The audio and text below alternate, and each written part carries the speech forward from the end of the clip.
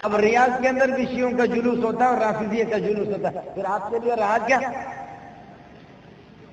مجھے ایرانی حکومت 2 سال پہلے لے گئی اور بحث و مباحثہ کے لیے، میں حیران تھا کہ آخر ایران کی مجھ سے کیا دوستی ہو گئی۔ بعد میں معلوم ہو گیا کہ شیخ الاسلام نے میرا نام دیا تھا، ایرانی سنیوں نے میرا نام دیا تھا، تو ہر ملک سے وہ ایک ایک بندہ لے جاتے، تو مجھے بھی لے گئے۔ میں یہاں سے گیا دبئی میں، یہ کالی پگڑی میری بندھی ہوئی تھی، تو میں نے سوٹ کیس اپنے دبئی میں رکھا، جہاز اسٹاپ کر رہا تھا، وہاں دوسرے جہاز میں جانا تھا، 6 گھنٹے وہاں مجھے رکنا تھا۔ تو وہ ایک آدمی مجھے کہہ رہا، میں نے کہا کہ یار ذا حاضر حقیقت عندک، یہ ہے کہ سوٹ کیس کو اپنے پاس رکھو، میں نماز پڑھ کر کے آ رہا ہوں۔ پھر میں نماز پڑھ کر کے جیسے واپس آ گیا، مجھے کہتا ہے کہ مولانا انت من اہل التشیع، آپ شیعہ ہیں؟ میں نے کہا نہیں، میں شیعہ تو نہیں ہوں۔ کہنے لگے کہ فہذه الامامہ، یہ کالی پگڑی کہاں سے آ گئی؟ میں نے کہا بھائی پگڑی تو میری کالی ہے، لیکن یہ کہ میں سنی ہوں، اس لیے کہ سفید پگڑی کا بھی ثبوت ہے اور کالی پگڑی کا بھی ہمارے ہاں ثبوت ہے۔ اس وجہ سے دلائل کے بنیاد پر اور احادیث کی قوت کے بنیاد پر میں نے یہ پگڑی اختیار کی ہے۔ خیر اس کے پاس میں بیٹھا، کہنے لگے کہ آپ کہاں جا رہے ہیں؟ میں نے کہا میں ایران جا رہا ہوں۔ کہنے لگے کس سلسلے میں؟ میں نے کہا کہ میں بحث مباحثے کے لیے، مناظرے کے لیے جا رہا ہوں، ایرانی حکومت نے مجھے بلایا۔ کہنے لگے کہ آپ اکیلا جا رہے ہیں؟ میں نے کہا اکیلا ہوں۔ کہنے لگا آپ ڈرتے مرتے نہیں ہیں؟ میں نے کہا میں پاگل بلوچ آدمی ہوں، صبح آیت الکرسی پڑھتا ہوں اور مغرب کے بعد پڑھتا ہوں، ڈرتا مرتا نہیں ہوں۔ اس لیے کہ بلوچ تو ہوتا ہی پاگل ہے، کہ جس طریقے پر احمد بخش ہے۔ ہم لوگ تو اس لیے تو پاگل ہیں، ہم لوگ بلوچ کا معنی بلوچ بے سوچ کدھر چلا گیا؟ بلوچ کی عقل کہاں ہوتی ہے؟ میں نے کہا کہ بابا ہم صبح کو آیت الکرسی پڑھتے، شام کو پڑھتے، سورہ فاتحہ پڑھتے، جو کچھ ہو، جو ہونا ہے تو ہوگا، جو ہو گیا تو ہو گیا، جو ہو رہا ہے تو ہو رہا ہے، تو ہم کیا کریں گے؟ بس کہنے لگے کہ نہیں پھر بھی کچھ بابا میری تصویر نہیں بنانا اللہ کے لیے۔ پھر بھی کہنے لگے آپ کچھ احتیاط کرو۔ میں نے کہا احتیاط کچھ بھی نہیں ہے۔ کہنے لگے کھانے مانے میں آپ کو کچھ دے دے؟ میں نے کہا بسم اللہ الذی لا یضر مع اسمہ شیء فی الارض ولا فی السماء وهو السمیع العلیم، تم زہر ڈالو ہمیں کچھ نہیں ہوگا۔ خیر مجھے کہتے ہیں کہ آپ شیعوں کے بارے میں کیا کہتے ہیں؟ رافضیہ کے بارے میں آپ کیا کہتے ہیں؟ میں نے کہا کافر ہے، کافر کی اولاد ہے، مرتد ہے۔ کہنے لگے مولانا کیوں مرتد ہے؟ میں نے کہا ابو بکر کو مرتد سمجھتے، عمر کو مرتد سمجھتے، عثمان کو مرتد سمجھتے، دیگر صحابہ کو مرتد سمجھتے، عائشہ پر تہمت لگاتے، قرآن کی تحریف کے قائل ہے، کہتے خدا جھوٹ بولتا ہے، تقیہ کرتے، زنا کو حلال سمجھتے، ان کے یہاں جتنے بھی حرامی وہ سارے کے سارے سید ہیں۔ جتنے زنا کے نتیجے میں متع میں پیدا ہو گئے، من تمتع مرتن درجت کدرجت الحسن، جو آدمی ایک مرتبہ متع کرے تو اس کو یہ کہ کدرجت الحسین، حسین کا مرتبہ حاصل ہو جائے۔ ومن تمتع مرتين درجت کدرجت الحسن، 2 مرتبہ زنا کرے، بمبو کرے تو وہ حسن کا مرتبہ پہنچے۔ ومن تمتع 3 مرات، 3 مرتبہ متع کرے تو درجت کدرجت علی بن ابی طالب، حضرت علی کے مقام پر پہنچے۔ ومن تمتع 4 مرات، 4 مرتبہ جو بمبو کرے تو پھر وہ محمد کے درجے پر پہنچے، تو اپنی ماں کو کرائے تاکہ پھر یہ کہ خدا کے درجے کو پہنچے۔ یہودی زنا کرتے ہیں لیکن زنا کو جائز نہیں سمجھتے۔ کسی بھی مذہب کے اندر زنا کی اجازت نہیں۔ آپ کہیں گے کہ یہود اس کی اجازت دے رہے، عیسائی اس کی اجازت دے رہے، وہ ان کا مذہب اس کی اجازت نہیں دیتا۔ یاد رکھ لینا آپ لوگ علماء کرام بیٹھے ہوئے، قتل ہے، سود ہے، زنا ہے۔ قتل، سود، زنا، یہ 3 چیزیں ان کی جو حرمت ہے، حرمت عقلی ہے، اور حرمت عقلی جو چیزیں عقلاً حرام ہوتی ہے وہ کسی خاص شریعت کے ساتھ ان کی حرمت خاص نہیں ہوتی، وہ ہر شریعت کے اندر وہ اسی طرح حرام ہوتی ہے۔ آدم علیہ السلام کے زمانے سے لے کر کے اس طریقے پر زنا ہو، شراب زنا ہو، اور اسی طریقے پر ربا ہو، اور اسی طریقے پر اللہ آپ کا بھلا کرے کیا ہے یعنی قتل، یہ ساری چیزیں عقلاً حرام ہیں۔ یہودیوں کا مذہب زنا کی اجازت نہیں دے رہا، عیسائیوں کا مذہب اس کی اجازت نہیں دے رہا، قادیانیوں کا مذہب بھی اس کی اجازت نہیں دے رہا۔ یہ ایک ہی خاص مذہب ہے کہ جس کے اندر ہکڑو دک ہنبو تب وہ حسین جو مرتبہ، بدک ہنبو تو وہ حسن جو درجو، ٹرے ہنبو تو پھر یہ ہے کہ اور تو گدے والے اپنے اندر گھسیڑ دو مرتبہ تمہارا اور ہو جائے گا۔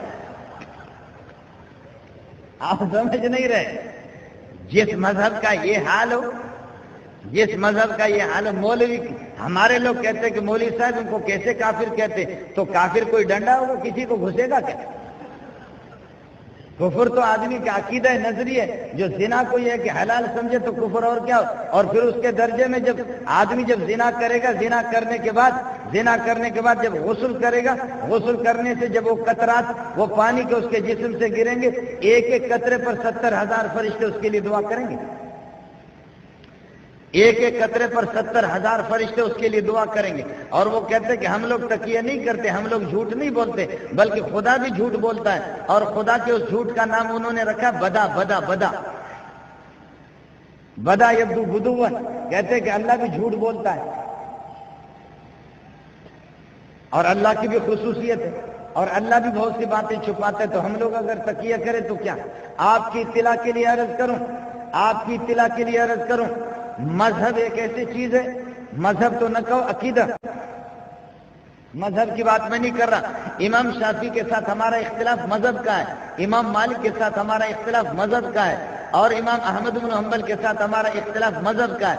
یہ اختلاف مذہب ہے، اختلاف الادیان نہیں ہے، یہ اختلاف الفرق نہیں ہے، یہ اختلاف الدین نہیں ہے۔ شیعہ کے ساتھ، قادیانی کے ساتھ، رافضی کے ساتھ، قادیانی کے ساتھ، یہودی کے ساتھ، عیسائی کے ساتھ ہمارا اختلاف مذہب نہیں ہے، اختلاف دین ہے۔ اللہ کے لیے ان باتوں کو سمجھا کرو۔ اب تو مولوی نے شروع کر دیا، وہ اخباروں میں آ رہا ہے مکالمہ بین المذاہب، اور وہ کہتے ہیں تقریب بین المذاہب، کہ ہم مذاہب کو قریب کر رہے ہیں، اور کہتے کوشش کریں کہ شیعہ، تمہیں شرم آنی چاہیے، شیعہ مذہب نہیں ہے، شیعہ دین ہے،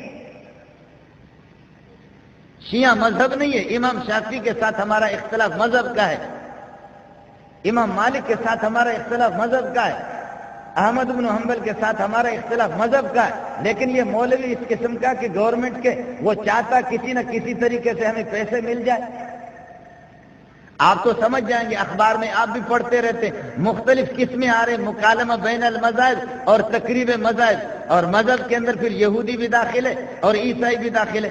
شامیہ کی پہلی جلد کے اٹھا کر کے دیکھو، تنویر الابصار کو دیکھو، در مختار کو دیکھو، رد المحتار جو شامیہ اس کو بھی دیکھ لو، آپ کو پتہ چلے گا کہ مذہب کیا ہے اور دین کیا ہے۔ اتنا بھی اس اندھے کو معلوم نہیں ہے۔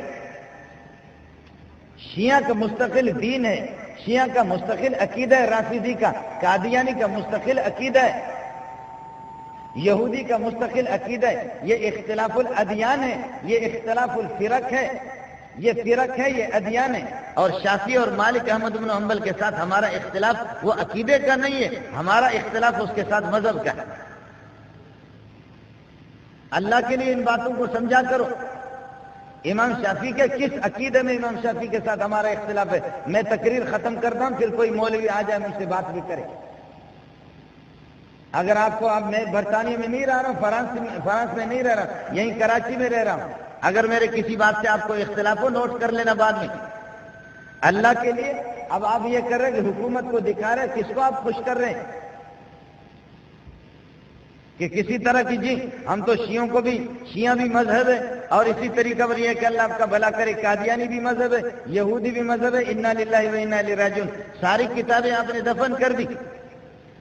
علامہ ابن تیمیہ رحمۃ اللہ علیہ نے کتابیں لکھی، اور انہوں نے کہا کہ رافضی واجب القتل ہے، مرتد ہے۔ امام شافعی رحمۃ اللہ علیہ، امام مالک، احمد بن حنبل تینوں کہتے کہ قتل کر دو۔ امام ابو حنیفہ رحمۃ اللہ علیہ کہتے کہ اس طرح قتل نہ کرو، حکومت کے ذریعے سے قتل کرا دو۔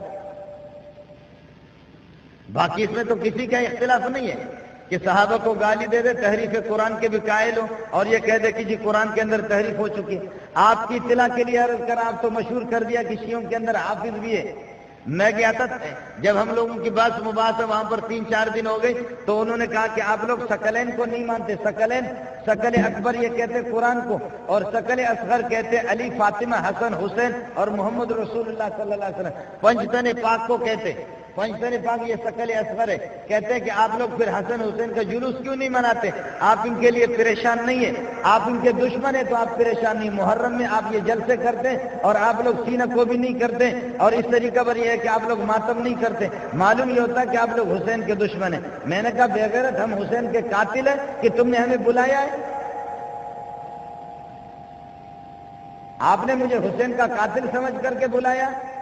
آپ مجھے یہ بتاؤ نا کہ جب پولیس والے آ جائیں گے اور یہ کہ مولی منظور قتل ہو چکا ہے، پولیس والے آ جائیں مولی منظور قتل ہو چکا ہے اور مولی منظور کی ٹوپی کسی مولوی صاحب کے پاس اورنگزیب کے پاس ہے، اور مولی منظور کی گھڑی اورنگزیب کے پاس ہے، اور مولی منظور کے چپل بھی اورنگزیب کے پاس ہے، اورنگزیب کے پاس چھری بھی ہے، اللہ آپ کا بھلا کرے چھری پہ خون لگا ہوا ہے، تو پولیس والے اورنگزیب کو پکڑیں گے نہیں پکڑیں گے؟ بابا جب پولیس والے آ جائیں اور دیکھیں کہ مولی منظور کی گھڑی، مولی منظور کی یہ کی ٹوپی، مولی منظور کی پگڑی، مولی منظور کا لباس سب کچھ اورنگزیب کے پاس ہے، اور اورنگزیب کے پاس چھری بھی ہے اور وہ زخمی بھی ہے، اور چھری پر یہ ہے کہ خون بھی لگا ہوا ہے، تو پولیس والے پکڑیں گے کہ آسمان سے کوئی فرشتہ تو نہیں آیا؟ آپ رنگے ہاتھ پکڑے گئے، آپ کے ہاتھ میں چھری ہے، قاتل آپ ہیں۔ اب بتاؤ، ہم حکومت کو بھی کہتے کہ تم آ جاؤ محرم کے دنوں میں آ جاؤ، ہم آپ کو بتاتے کہ گھوڑا حسین کا کس کے پاس ہے، چھری کس کے پاس ہے، ذوالجنا کس کے پاس ہے، حسین کا سامان کس کے پاس ہے؟ بہنچو تو قاتل تو تم ہو۔ آپ سمجھ نہیں رہے؟ قاتل ہم ہیں بھائی، قاتل کون ہے؟ ارے چھوڑ بابا، او مولوی صاحب چھوڑ، میں میری بات سن لے، اور بعد میں نعرہ لگانے اپنا نشہ پورا کرو۔ بھائی چھری کس کے پاس ہے؟ چھری تمہارے پاس ہے، گھوڑا تمہارے پاس ہے، اور پھر اتنا وکیل ہے کہ LLB ہے، اور یہ کہ 6-6 10-10 لاکھ روپے لیتا ہے، مقدمہ جتواتا ہے کورٹ کے اندر۔ یہ وکیل اتنا سمجھدار ہے کہ گھوڑے کے سامان کو پکڑ کر کے حسین جو گھوڑا، اس سے بہتر ہے تم ہمارے کسی بلوچ کے سامان کو اٹھاؤ، کم ثواب ملے گا آپ کو۔ گھوڑے کے سامان اٹھانے سے تمہیں فائدہ کیا ملے گا؟ اور پھر ہمارے اتحادی ہے، ہم تو آپ کو دعوت دیتے، آپ ہمارے اتحادی ہے، مصیبت میں ہم آپ کے کام نہیں آئیں گے تو کب آپ کام آئیں گے؟ آپ چھری خود